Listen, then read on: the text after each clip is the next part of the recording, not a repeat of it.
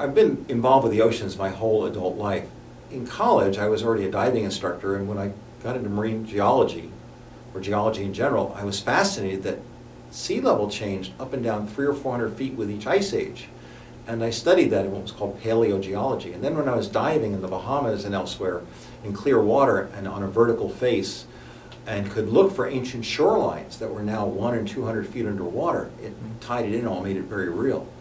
I never thought that sea level would change in my lifetime, because normally the rise and fall of sea level was on thousands of years, actually a 100,000 year cycle. So it was fascinating, but sea level wouldn't change in our lifetime. And now we're in an era when sea level is changing. Streets are flooding that didn't used to flood. They're putting pumps in Miami Beach to get salt water off the streets.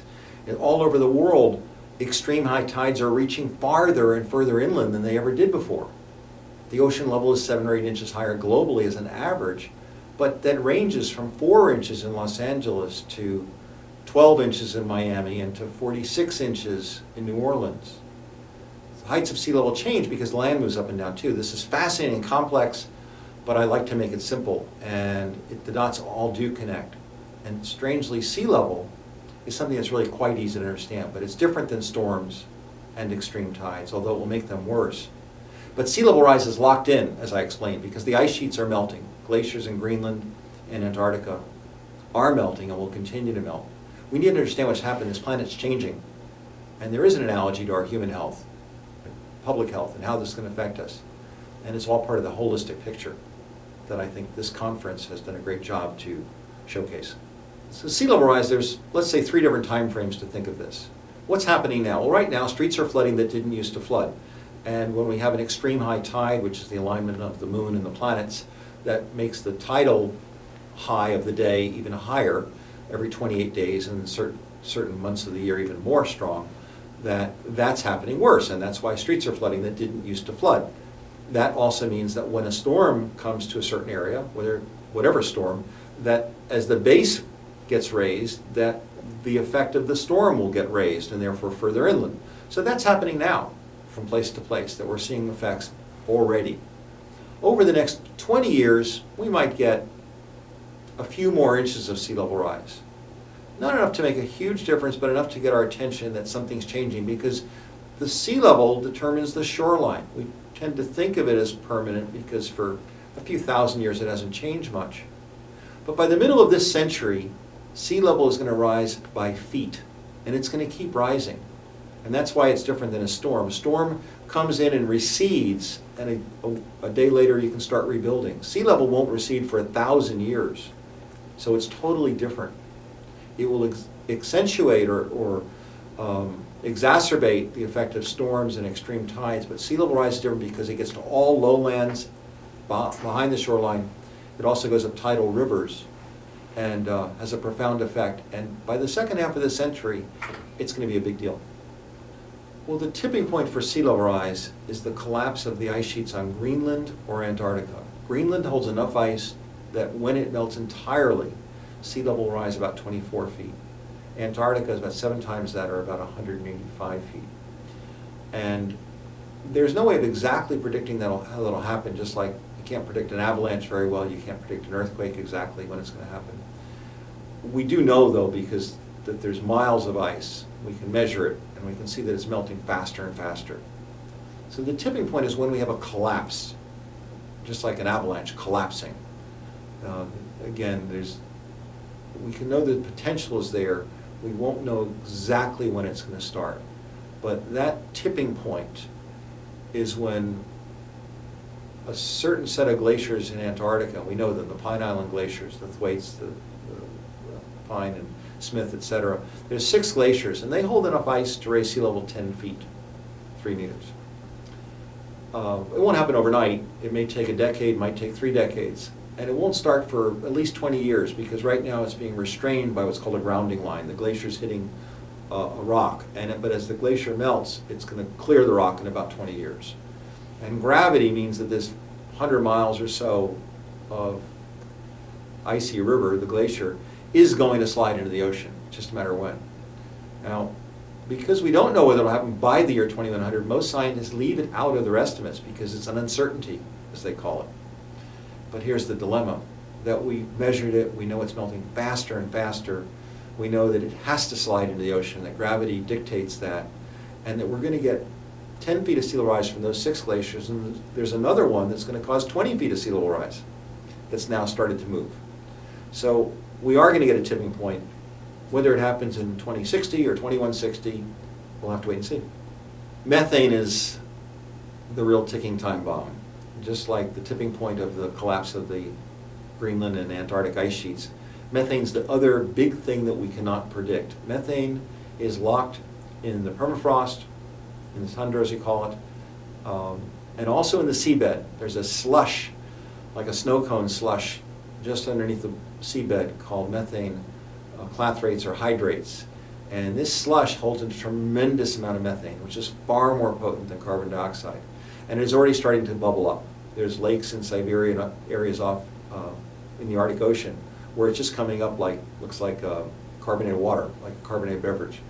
And it's being trapped under the ice sheets during Siberian lakes. So it's happening, we know it's going to happen, but again, we can't quantify it exactly because it will get worse as the planet warms, and it's happening. It's huge potentially. It's hard to say whether it will get bad within 50 years or 350 years. But it's again something we can measure. There's no doubt about it. It's simple physics. It's just a matter of when does it get to that exact temperature critical point where it comes out of the ice and becomes gaseous. And that will greatly accelerate the warming, which is a feedback loop because as methane warms the planet, the warmer planet allows more methane to be released. London is on a tidal river. People don't think of that. So is Washington, D.C., so is Sacramento, California, and Hartford, Connecticut, and lots of cities that are quite far inland. And London is already having difficulty. You know, it was the storm in 1953 that was a devastating storm in London, and also in the Netherlands, that caused the Dutch to build the coastal defense system they have today when a huge North Sea storm devastated both countries.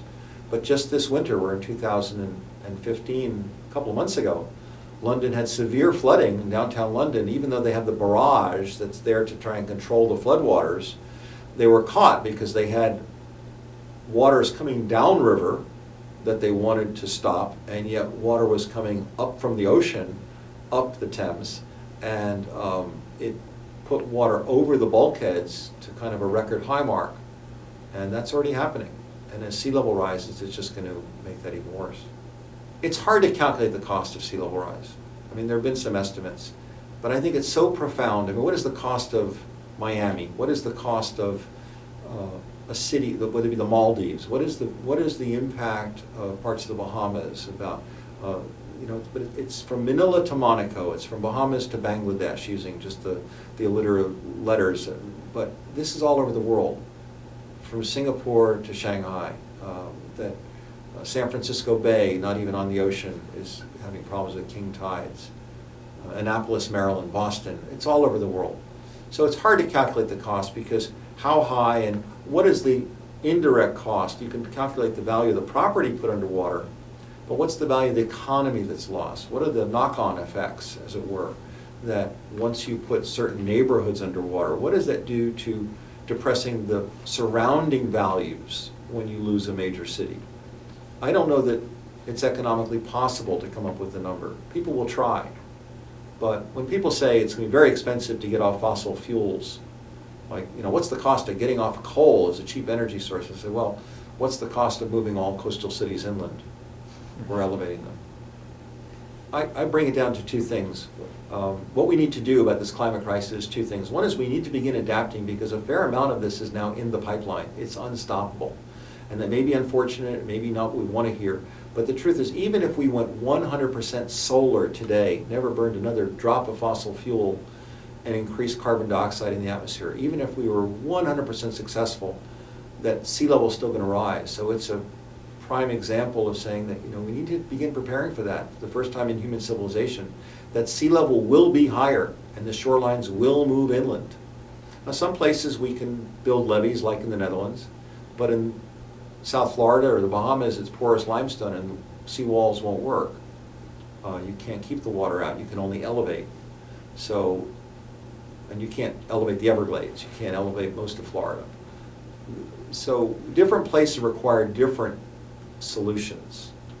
We need to adapt to rising sea level and changing climate. We also need to do all we can to slow it. And the best way to slow it is to put some kind of a price on carbon. The various efforts to put a cost to carbon so that it has an effect, just like smoking cigarettes causes cancer, and we attribute cost to that now and tax it. We need to make it more expensive to burn coal than it is to produce solar energy and other renewable forms. And that's a policy change, and it needs to be international. There needs to be a global standard for an escalating cost to putting carbon in the atmosphere over time so people can plan for it and adapt to it. Now, how to do that, whether that's by a tax or whether by cap and dividend, fee and rebate, there's lots of schemes, and that's not my expertise. But I know there needs to be an economic disincentive to putting more carbon dioxide in the atmosphere, because the cost of it on our real estate, on our communities, on our homes, on our economies, on nations, is probably incalculable. Well, it's an interesting idea that could you tax methane? I mean, I guess you could tax cattle for dairy or meat, and on the theory that they emit methane, which they do. The problem is the biggest source of methane is beyond our control. It's what's the methane that's in the seabed and the permafrost and the tundra. And we have no impact or ability to control that.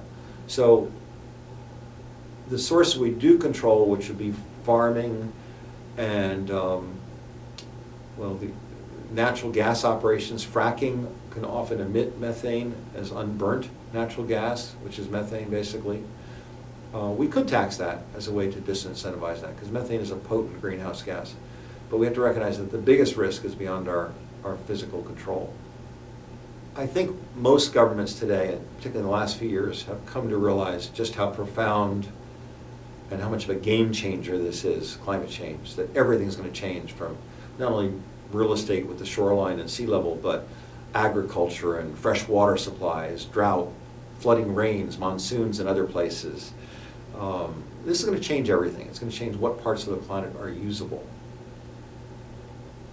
I think governments are trying to get the word out, but it is such a slow change, and it's so disruptive that we have to find the right mix between getting people's attention and not scaring them into depression and like we call deer in the headlights, being frozen, to inaction.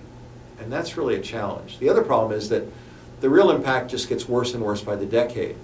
And if, taking sea level for an example, my particular focal subject, is if it's not going to be bad, really bad for 20 or 30 years, how big a problem is that for us today? And yet, because it's unstoppable, and when people realize what's ahead, we're going to start discounting the value of coastal properties. We can make a case that we should look at this more futuristically. But the governments haven't told that story yet. But I think they're trying. And I think they're trying to get people to adapt policy changes that will allow us to cap greenhouse gases and cap the warming to 2 degrees Celsius or 3.6 degrees Fahrenheit. But as we know, that's a struggle. Now, there's been some great news in 2015 about national cooperation, and there will be the Paris climate talks at the end of this year. And hopefully we'll set a good goal. But even if we achieve that goal, we're going to get sea level rise. Well, I think industry has a huge effect on government decisions, in our opinion. And the truth is, but I actually look at it as a glass half full. I think they're also a great potential source for change. And some industry has actually gotten the message. Most industry says, I just need to know what the rules are. Make sure it's a level playing field, that all sides have the same interests. Even if you're in the coal industry, if there's a tax on coal, they just want to know what that's going to be so that they can price it into their plans for the next 20, 30 years for capital investment. And that's fine. And I think we actually need to begin taking that longer term view and to say, we're going to price carbon and it's going to go up so much a ton every year for the rest of the century so that people can plan. And once people know that everybody has to play by the same rules, they actually will adopt. It's like standards for automobile fuel efficiency or things like that. If you know that everybody has to play by it, industry's fine. It's just that without rules, without a price on carbon, the incentive is to make as much money for their shareholders as possible. And that's not bad, because for most of us, that's part of our retirements. But so industry really just wants to know what the rules are. Their temptation is to push it as far as they can, but that's where good leadership politically needs an informed electorate. And I think we're on the process to do that, and this is part of that, so thank you. I think they're great opportunities because I think we have to get to people in their area of interest, and I think that people who look holistically at their health, their bodies, their communities, environmental health, are generally speaking very open-minded and very, I would say, a prime audience to consider the bigger picture. And what I tried to do today, and I think I was effective, was to say that just as you look holistically at your body in terms of food and exercise and the things which determine your health and how you deal with disease, we need to tie that into the planet, because the planet's kind of the same holistic system. And of course one affects the other, and often we may tend to think that if we just get off of meat and exercise and eat better, that everything will be well in the world. Well, to some degree that will help, but we need to be realistic here again. Where are we living? Are our communities vulnerable to sea level rise? Is the change in temperature going to affect crops, affect water availability? And to see things holistically, just like we do with our bodies. So I think that this is a great audience to introduce this holistic thinking for the planet, looking at population, looking at how we make energy, look at our options to reduce greenhouse gases, and where we want to live, and where our kids are going to live, where our grandkids are going to live. Well, by the latter part of the century, the 2060s, 2070s, I think it's going to be a different planet. I think that we will have more awareness. I think there'll be more people thinking holistically. There'll be people thinking healthier, but unfortunately we're going to have 9 billion people. There's going to be a lot of political and social, governmental security challenges, because there's going to be a lot of land that's going to be underwater already. Bangladesh, Vietnam, the Maldives, Bahamas, etc. A lot of it will be gone. And that's going to change people's perception of the world. We've always assumed the shoreline was the shoreline, but it becomes a very good portal through which to look at things. But temperature will be changing, weather patterns will be changing, food supply will be changing. So I think we're going to go through a tough learning curve, but we've done that before. Humans do that very well. And sometimes to get to the end of the tunnel, or to get through the storm, you may have to see the brighter day ahead, but you realize that we have to do some work here. And it's not all going to be green or rosy and perfect. But it starts with enlightenment, it starts with understanding, and the people who do want to chart a course and support good political leadership, good corporate leadership, and in the nonprofit world as well.